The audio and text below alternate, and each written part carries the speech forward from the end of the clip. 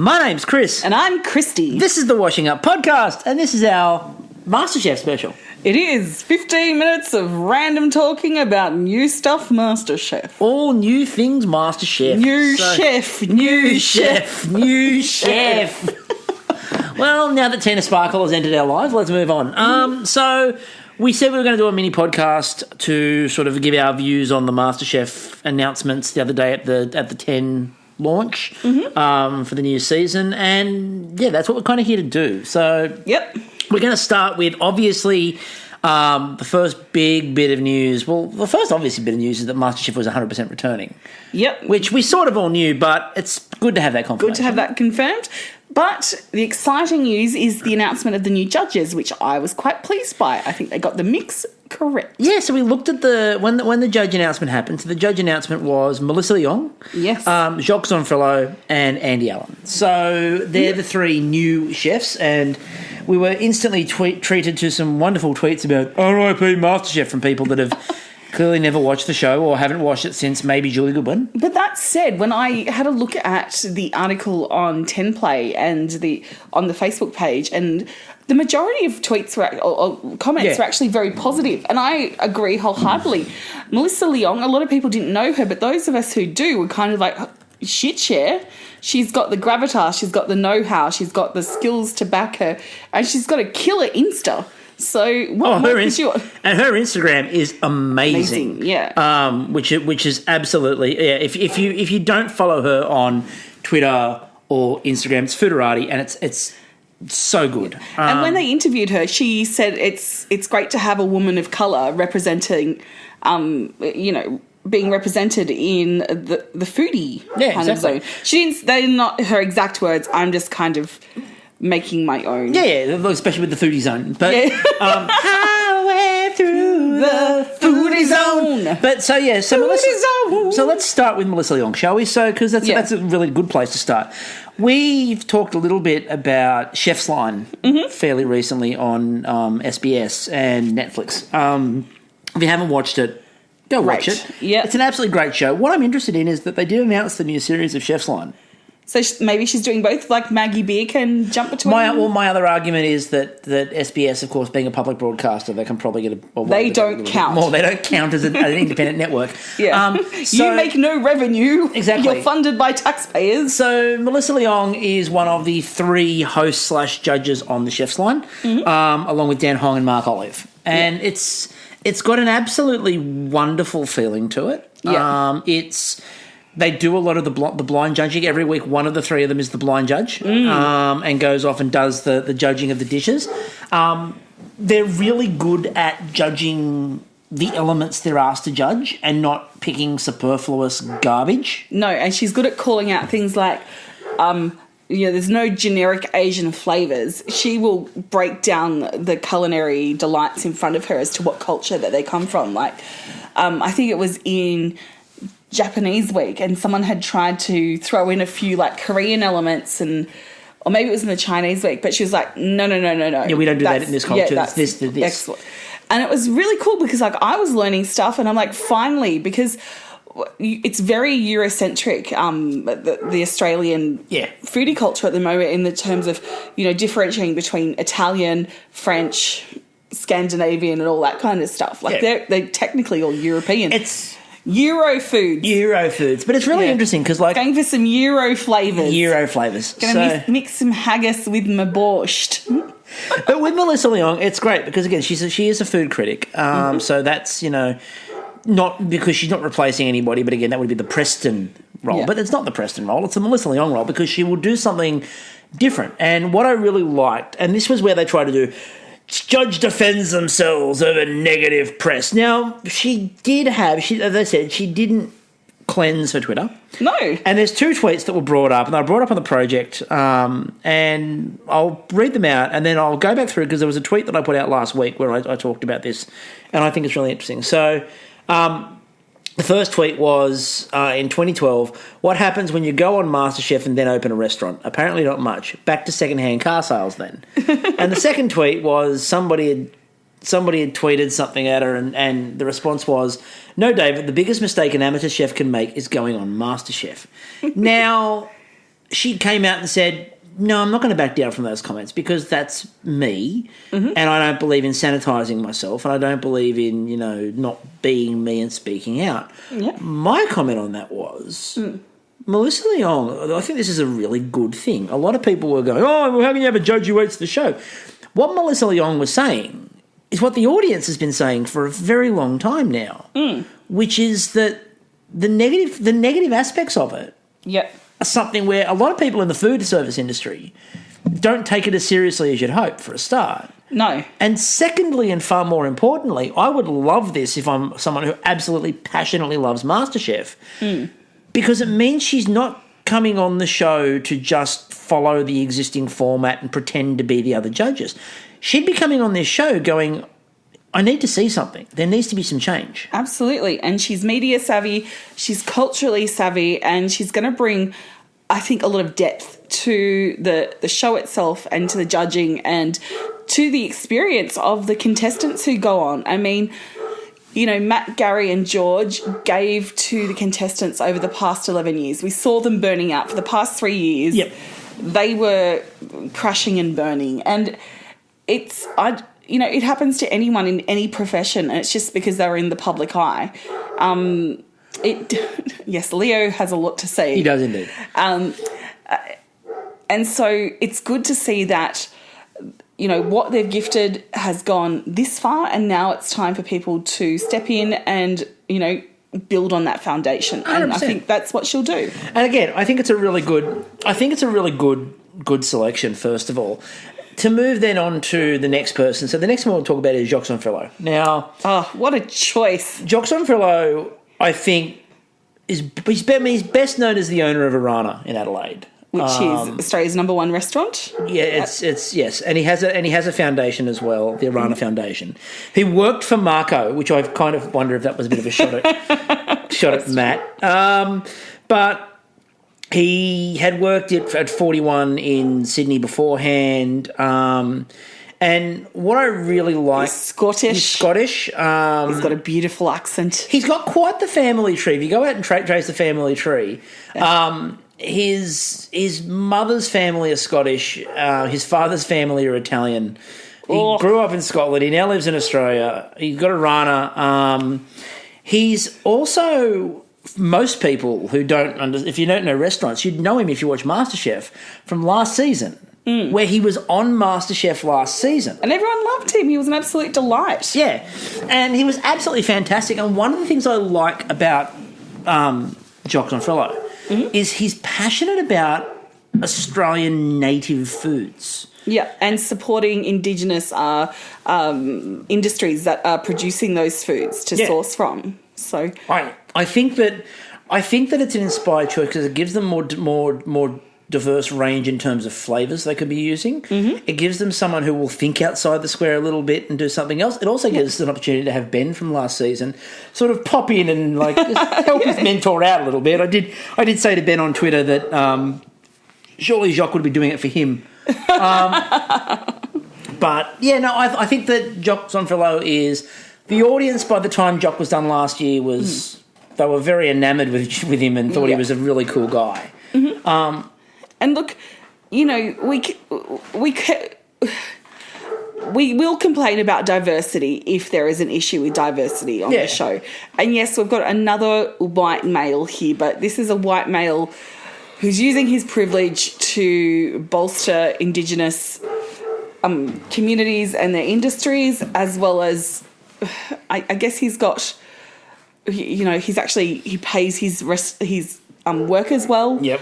He kind of walks the talk, so we can give him a pass. Plus, he's got a Scottish accent. You're like, the Scottish accent gives me a lot of pause and a lot of hope. Yes. So, yeah, I mean, that's really cool. And again, the other thing is, too, that the Arana Foundation that he has is all about Indigenous food culture. Yeah. And it's all about making sure that Indigenous food is sort of promoted. And it's about sort of, there's things like, if you go onto their website, and I really highly recommend that you go onto their website. So it talks about plant productions, communities, and there's a database. And there's a database on there that actually talks about the different sorts of foods, how they're used, where they're culturally significant, how they're culturally important, where you can and can't use them. Yeah. So there's some really cool stuff on there as well. It's really interesting. So I like that, and I think that's a really cool aspect as well. Absolutely. And then pairing them with Andy. Andy Allen. Yeah. Andy Allen. I was about to call him a random last name. I was going to call Jock Strap. Who was the delightful... this can't help but be good for the season. No, because... Oh, God. My Year 6 graduation dinner was held at Bobby McGee's in Darling Harbour. Oh, no. In Miscellaneous City. I remember Bobby McGee's. Every waiter at Bobby McGee's had like a character, and the one who got to service, and I didn't understand the reference, but my mum thought it was hella funny, was Jock Strap, who was this Scotsman. And he'd be like, oh, ladies, you want to see what's under my kilt, and things like that. And my mum's like, his name's Jock Strap. I didn't know what a jock strap was. That. No idea. So, but that stuck in my head, and I'm worried I'm going to use it. So, but Andy Allen. Yeah. So now, Andy Allen. Now, Andy, of course, is the winner of the 4th season. Of MasterChef. He also came back and lost the challenge to Sandeep when Sandeep got a perfect score. That's correct. He also, of course, his restaurant is Three Blue Ducks in Rosebery, which is, a really well-regarded restaurant. To give you an idea, he has the Australian equivalent of a Michelin star, which is a hat. Yes. So it's a hatted restaurant. So that's basically the equivalent. I'd like to think that the hats they give out in Australia are cork hats to really make it That would be really Australian. cool, wouldn't it? I've always wanted the Michelin star system to come into Australia, but anyway. No, you can't drive to Australia. Shouldn't have Michelin tyre, yeah. The Michelin tyre scale, 4 tyres. We'd have the bow repair scale. We would indeed. Yeah. Or the Bob Jane Bob Jane T-Mart scale. I've got a Bob Jane star. Oh, no, they can't have a star. I've got a Bob Jane hexagram. At the Bob Jane restaurant. We'll look after you. So Andy Allen is the third one of the people coming back in. I think it's a really cool move. It is a younger person, but it's a younger person who understands the show. Absolutely. And I don't think it was good to do a complete break. You needed to have some link. Yeah. They have also announced, by the way, that Heston Blumenthal and Gordon Ramsay and all that will be on the next series coming up as well. Yeah. So they will still be bringing back most of the people who have been on previous years. And hopefully Heston will be paying his workers properly Hopefully. now. Yeah. Something about Andy too is because he's got that experience of having been on the show, won it, and then generating a career and a successful career and taking his skills further. I think he's in a perfect space to kind of show the contestants what opportunities are out there and available and how to actually get it. I think it's something that is needed. I think that... there's a lot of a mentality, I think, among some of the public that you see at times on Twitter, where this idea of all these people will go on, and that was sort of what Melissa Leong was talking about in that tweet, where she commented on the fact of, what happens when you go on MasterChef and they set up a restaurant. Well, nothing. Well, and what they were commenting on there was, I think there's a lot of perception that you go on MasterChef and it's an automatic, well, your career's now set. It's not. You've got to still put the work in. You've got to still be prepared to go out there and work and make it all happen.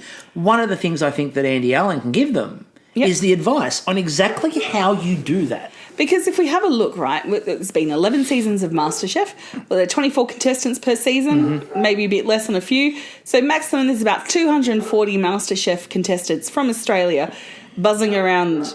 I mean, it feels like more, quite frankly. It does. But out of all of them, it's really only a small percentage that have gone on to develop successful restaurants like Carmen over with Measure. We've got Matt Sinclair. I know. Andy, of course. Brandon Pang's opening up his one. And then there's a bunch of people who have done this, but not like all of them. Yeah, there's only a couple that are consistently successful. And then you've got other people who've gone on to other things. So you've got Elena and Khan who are on My Market Kitchen. Elena doing other stuff around the schools and having her own blog and stuff. What's her name? I can see your face clear as day. Justine Schofield? Yeah, well, there's Justine Schofield. It'll come to me soon, and then I'll remember. She does. She's her mum's Thai, and she does a lot of Poe. Not Poe. No. Poe's successful though. Julie Goodwin. Well, we've got a whole lot of people who may not have restaurants, but they're being successful. Adam Lior, and I mean, Adam Lior. Look, if you want, she's done the curries in the Woolworths and the Coles and stuff, and it's like, oh, Marion Gadsby. There we go, Gadsby. Oh my god. Okay, that went really well. By the way, Adam Lior. I mean, look, if you want an idea of a career you can have, Adam Lior owns Twitter. Regularly owns Twitter. Yeah. No, so those are your three judges, and what they will be judging. Now, this, I'm going to be the stick in the mud here. This I don't like. Yep. So the new series of it will be MasterChef, and it's not just going to be a normal one. It's MasterChef Back to Win. It's an all-stars returning contest. Well, I hate this idea. Okay, but this then clarifies why we don't see Matt Sinclair in a judging position. Because as we saw last season... If anybody wants to win this show again. Yeah, it's Matt Sinclair. And as we saw last season, he's keen for it. His life has been looking to correct his loss to Elena.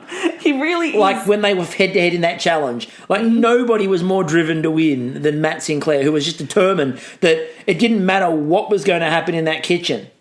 His team was going to win through him. Yes, he really is the guy that shows up to a bar that's suddenly lit up by neon lights when his car's mysteriously broken down to talk to the bartender Michael Caine about the moment in his life where it could have all gone right. Look, I think the problem I have with the All-Star thing is I don't want to see the old contestants with the new judges. I don't really care.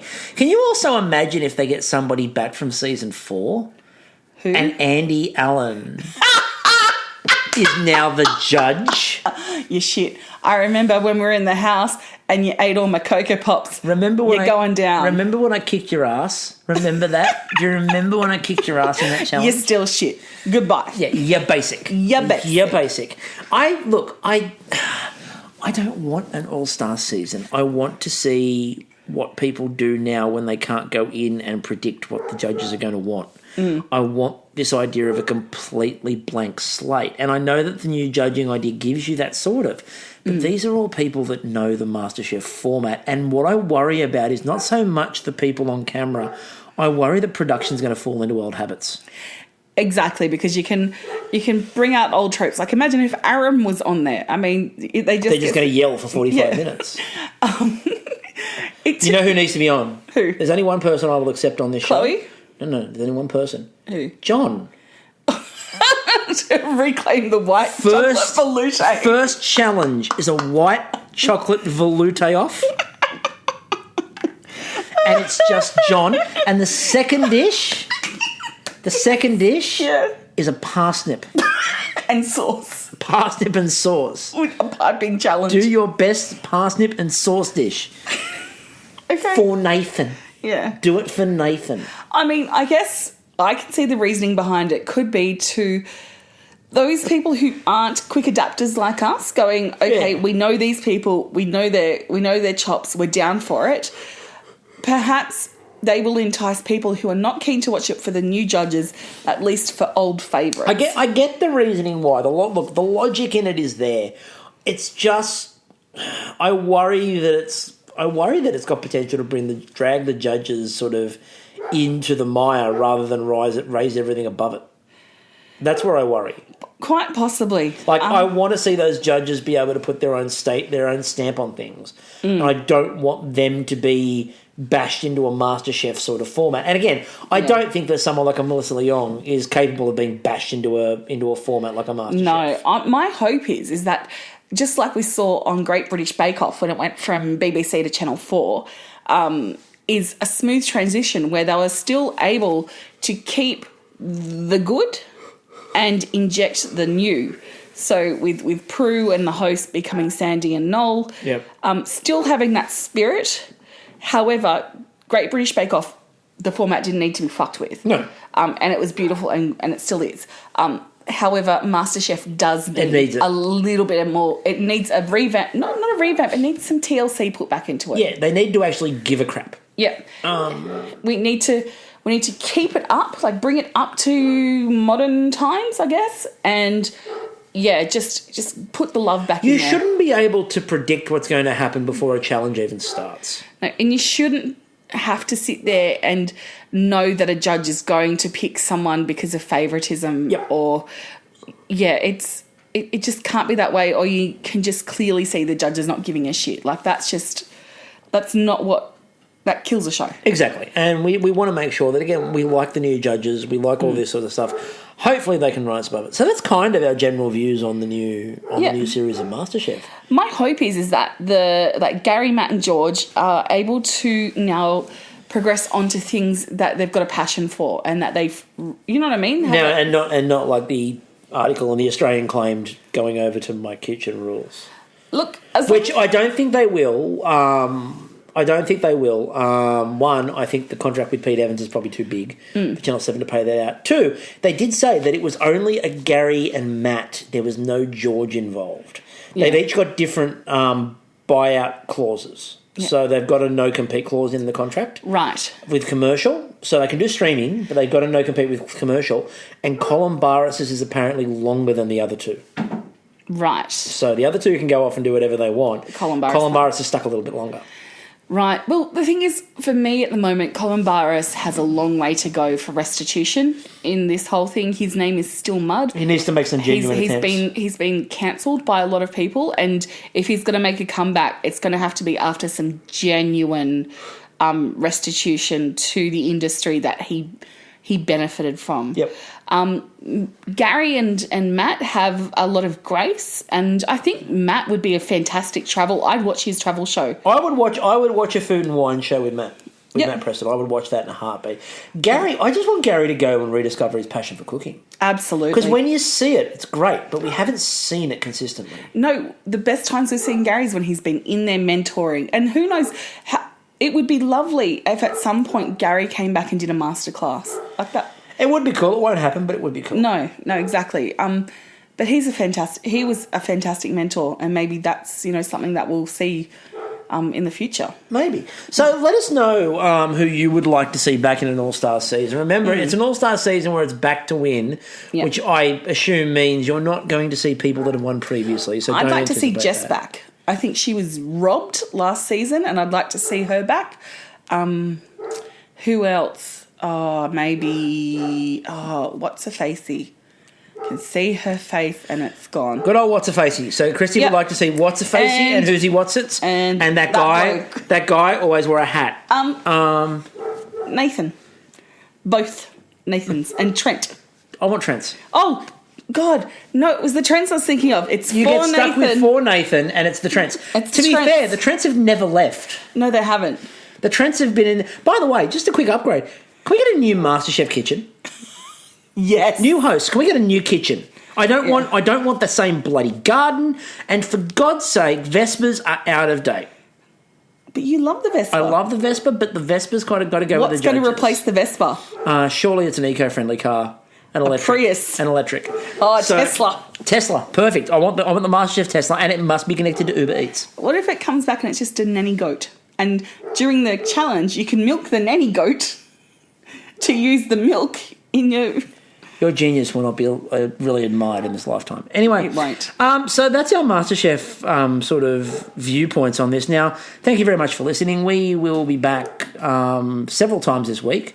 Great Australian Bake Off season is in full swing. Great Canadian Bake Off season is in full swing. Yes, I'll be here for Great Australian, but this week you will have to do without me for the Canadians. There will be a special host, which we're not going to say just yet, but there will be a special guest host on Canadian. But there will also be a special podcast tomorrow featuring Annette from Great Australian Bake Off. You cannot wait. Oh, God. You cannot be better than Mrs. McGregor. The Queen of Accents will be here singing badly and doing other things while we talk to Annette. Sing me a song of a lass that is gone. Let's stop talking outlandish, shall we? Let's save it for tomorrow night. Okay. So until then, I'm still Chris. And I'm still Kristie. We'll catch you all then. You're hot and you're cold, you're yes and you're no.